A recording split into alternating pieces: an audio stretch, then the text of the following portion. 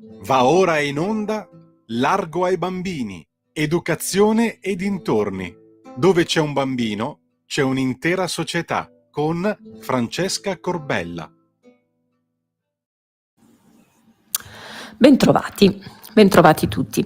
Dal blog di Maurizio Blondet del 16 ottobre del 2024 leggiamo che l'invermectina si è dimostrata più efficace della chemioterapia nella battaglia contro il cancro al seno. Secondo l'oncologo canadese di fama mondiale, il dottor William Makis, che cita un importante studio internazionale sul cancro a sostegno della propria tesi, l'invermectina ha dimostrato di essere più efficace della chemioterapia senza nessuno degli effetti collaterali debilitanti. Noi abbiamo già trovato questo potente antiparassitario naturale, ivermectina, scusate, nel periodo della pandemia, quando si cercava ossessivamente il vaccino anti-Covid-19, e la ritroviamo quindi adesso. Il dottor Makis afferma che i risultati dello studio richiedono un profondo cambiamento nel trattamento del cancro al seno, poiché le prove dimostrano che l'ivermectina potrebbe superare significativamente la chemioterapia tradizionale. Secondo il dottor Makis, questo farmaco ha mostrato risultati sbalorditivi, superando il paclitaxel, che è il farmaco chemioterapico ampiamente utilizzato, e distruggendo le cellule staminali del cancro, quelle responsabili delle metastasi e della recidiva. Il dottor Makis basa il suo appello su uno studio del 2017 condotto da ricercatori messicani, che avrebbe dovuto cambiare radicalmente il trattamento del cancro al seno. Pubblicato come ivermectina come inibitore delle cellule staminali del cancro, lo studio rivela come questo prodotto annienti le cellule staminali del cancro al seno, offrendo una nuova speranza per i pazienti che combattono gli stadi avanzati della malattia. Le cellule staminali tumorali, cosiddette CSC, sono una piccola ma potente sottopopolazione di cellule all'interno di un tumore. A differenza della maggior parte delle cellule tumorali, le CSC possiedono la capacità di autorinnovarsi indefinitamente e sono in gran parte responsabili delle metastasi, ovvero della diffusione del cancro in altre parti del corpo e della recidiva dopo il trattamento. I trattamenti chemioterapici tradizionali, come il paclitaxel, prendono di mira principalmente le cellule tumorali di massa, lasciando intatte le CSC al loro interno e consentendo al cancro di ripresentarsi o diffondersi. Nel 2009 i ricercatori di Harvard scoprirono che un altro farmaco antiparassitario, la salinomicina, poteva ridurre le cellule staminali del cancro al seno di oltre 100 volte rispetto alla chemioterapia. Sulla base di questa scoperta, i ricercatori messicani hanno identificato l'invermectina come la molecola più simile alla salinomicina, dopo aver esaminato 1623 composti. Lo studio ha scoperto che l'ivermectina non solo ha ucciso le cellule staminali del cancro al seno, ma lo ha fatto in modo molto più efficace della chemioterapia.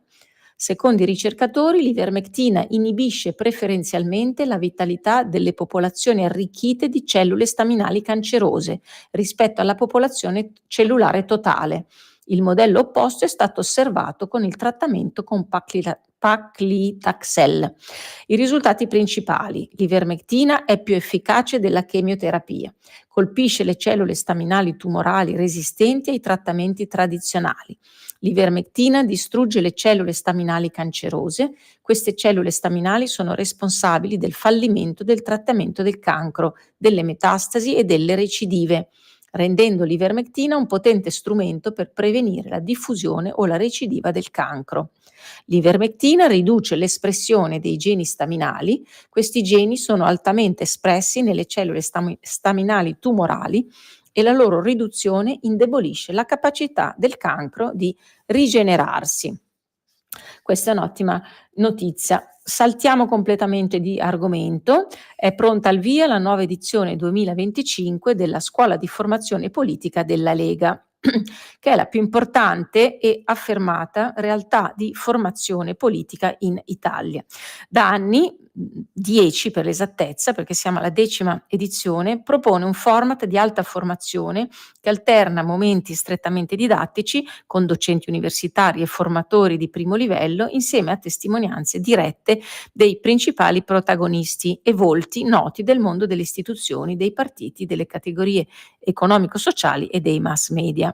L'approccio alla base del progetto formativo è volto a favorire la costituzione di una coscienza sociopolitica in grado di strutturare un pensiero critico e consapevole, utile non solo per intraprendere una carriera politica in prima persona, ma anche per affrontare al meglio qualsiasi contesto sociale e lavorativo nel quale lo studente è inserito. Questo obiettivo può essere raggiunto mettendo a confronto punti di vista differenti, spesso antitetici, per rafforzare in tal modo le argomentazioni della propria visione politica.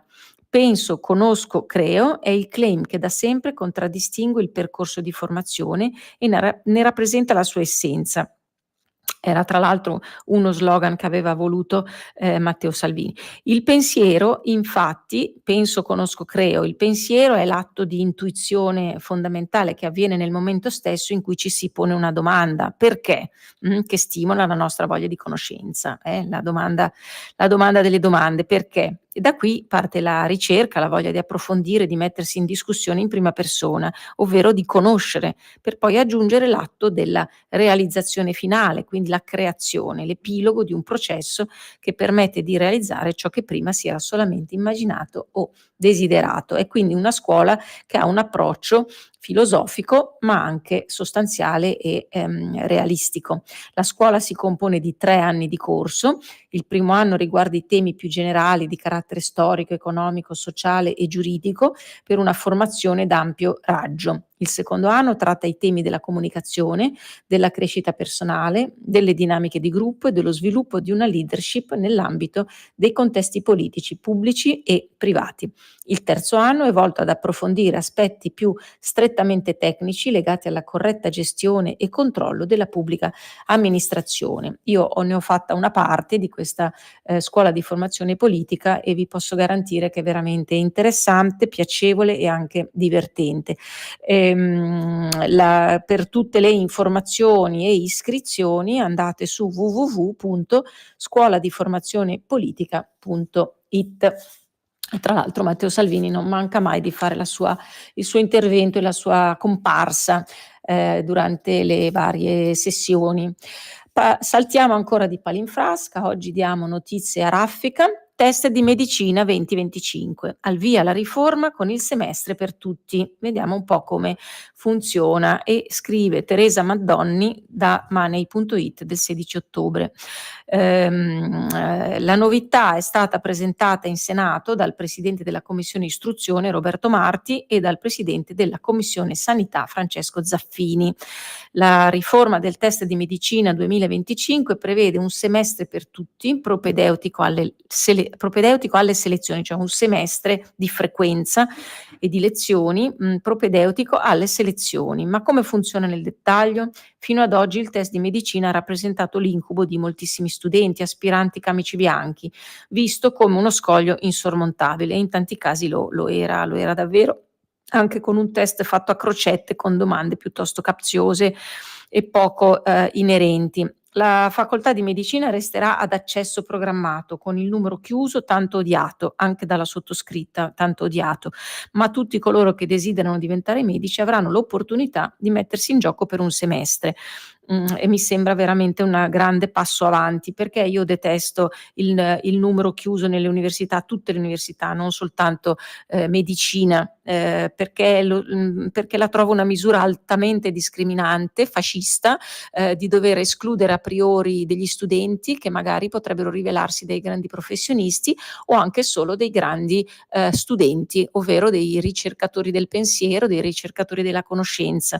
La conoscenza non deve essere limitata per ragioni pratiche, ragioni organizzative o ragioni economiche, non ci sono i soldi, non ci sono le facoltà, facciamole le facoltà, facciamole, assumiamo professori, ampliamo.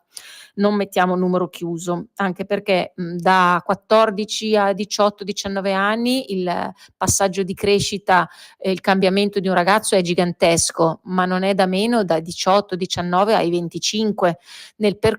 Durante il percorso uno studente può benissimo capire che quella facoltà non fa per lui, che quel settore non fa per lui, oppure viceversa iniziare magari, ingranando solo la prima e poi arriviamo in quinta o sesta sparati al traguardo.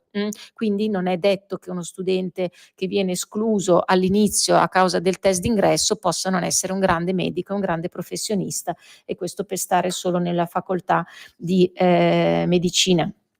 Ecco perché io odio il numero chiuso. Tuttavia questa riforma è una riforma parziale perché mantiene il numero, chiuso, ma semplicemente sposta dopo un semestre la, selezione. È una riforma che dovrebbe entrare in vigore dall'anno accademico 25-26, tutto però dipenderà dai tempi del Parlamento. Se il Parlamento si spiccia magari entra anche prima in vigore. Vediamo allora come funziona il semestre per tutti, e quando avviene questa selezione. Allora, dal prossimo anno non occorrerà più svolgere il test di medicina subito per accedere alla facoltà universitaria, ma si potrà frequentare per un semestre aperto a tutti e propedeutico al percorso di studi. Tutti gli aspiranti medici quindi potranno iscriversi liberamente alla facoltà di medicina senza dover sostenere alcun test. Frequenteranno per un semestre filtro, diciamo, di prova, e sosterranno degli esami che sono propedeutici quindi alla possibilità di continuare il percorso, degli esami veri e propri, non un test a crocette. Al termine del primo semestre ci sarà comunque una selezione. Sarebbe prevista, secondo la legge delega per la riforma del test di medicina, una selezione successiva e quindi il numero chiuso non viene propriamente abolito. La selezione dopo il primo semestre avverrà stilando una graduatoria nazionale basata sui crediti formativi acquisiti e il superamento di questi esami specifici. Cosa accade? Vediamo a chi non supera la selezione dopo il primo semestre. Sicuramente gli aspiranti non potranno continuare a frequentare la facoltà, ma i crediti acquisiti potranno essere reinvestiti in un altro percorso di studi. Per esempio, uno studente che prova a fare il semestre di medicina poi può accedere a biologia, per dire. La novità riguarda anche i corsi di laurea in odontoiatria e protesi dentaria e anche in medicina veterinaria. Il testo per la riforma del test di medicina approvato dalla Commissione Istruzione ora deve passare al Senato e poi alla Camera, appunto, speriamo che si spiccino. Altra parte importante della riforma del test di medicina riguarda il percorso di orientamento, e questo è molto importante, il percorso di orientamento degli studenti alle superiori, quindi nell'ordine di scuola precedente all'università. Gli studenti negli ultimi anni della secondaria di secondo grado, insomma la scuola, il liceo, in poche parole, secondaria di secondo grado, saranno guidati e introdotti a percorsi specifici per l'ingresso nella facoltà di medicina. Saranno sicuramente uno o più decreti a determinare tutte le caratteristiche del percorso, dall'orientamento a scuola al semestre per l'accesso definitivo al corso di studi, e questo è molto importante, l'orientamento nella scuola secondaria, perché va a scremare da quelli che sono dei desiderata magari campati un po' per aria. A tutti piacerebbe fare il dottore, però poi magari uno non è tagliato, e quindi con questa invece prima fase di orientamento si fa una prima scrematura, che è un niente di più, non è un'esclusione, ma è un indirizzamento verso quello che è più consono alla persona. A commentare il via della riforma del test di medicina è stata prima di tutti la ministra dell'Università e della Ricerca Anna Maria Bernini, che dichiara: questa giornata rappresenta un passo storico. Il fabbisogno di medici nei prossimi 7 anni è stimato in 30.000 professionisti. Abbiamo già aumentato i posti disponibili, ma con questa riforma rivediamo completamente i criteri di selezione. Allora, con queste poche parole positive, sperando che rappresentino veramente la realtà dei fatti e del pensiero dei nostri politici per poter sviluppare questo campo, io vi ringrazio per l'ascolto, vi saluto e vi do appuntamento a giovedì prossimo con Largo ai bambini e Francesca Corbella. Avete ascoltato Largo ai bambini.